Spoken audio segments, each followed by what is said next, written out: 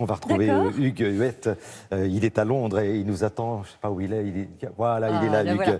Alors, c'est un événement très, très attendu au Royaume-Uni. C'est la présentation d'un nouveau billet de banque et notamment de la personnalité qui va illustrer la plus grosse coupure en circulation dans le pays. Alors, pour remplacer les inventeurs de la machine à vapeur Watt et Bolton, un autre scientifique au destin hors norme a été choisi.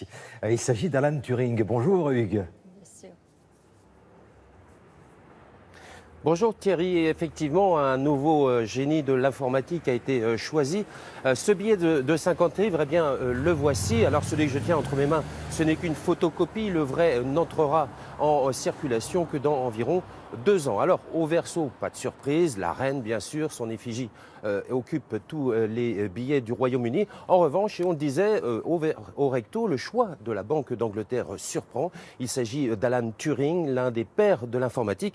Mais ce n'est pas vraiment pour cette raison que ce génie, mort prématurément à 41 ans, a tenu la tête d'affiche d'un film, The Imitation Game, il y a environ 5 ans. Peut-être l'avez-vous vu, Thierry. En fait, son histoire est absolument incroyable et c'est ce que je vous propose de raconter dans ce sujet réalisé avec Laura Calmus. Se faire prendre en photo à côté de la statue d'Alan Turing est tendance. Car ce génie de l'informatique vient d'acquérir une nouvelle notoriété. La Banque d'Angleterre l'a choisi pour figurer au verso du futur billet de 50 livres. Une reconnaissance à la hauteur du rôle majeur que ce mathématicien a joué pendant la Seconde Guerre mondiale. Les travaux de Turing ont donné un avantage déterminant aux Alliés dans la bataille de l'Atlantique. Grâce à lui, la guerre a été écourtée d'au moins 2 ans. Il a sauvé des millions de vies. Dès le début de la guerre, le manoir de Bletchley Park abrite les services de décodage. Avec ses formules mathématiques, Alan Turing va parvenir à décrypter une partie des messages secrets des nazis. Des Allemands persuadés que leur fameuse machine Enigma est inviolable. Le héros de guerre va pourtant être bien mal récompensé. Homosexuel, il est condamné 7 ans plus tard pour avoir eu des relations avec un homme. Alan Turing doit subir une castration chimique. 2 ans plus tard, il sera retrouvé mort, empoisonné au cyanure.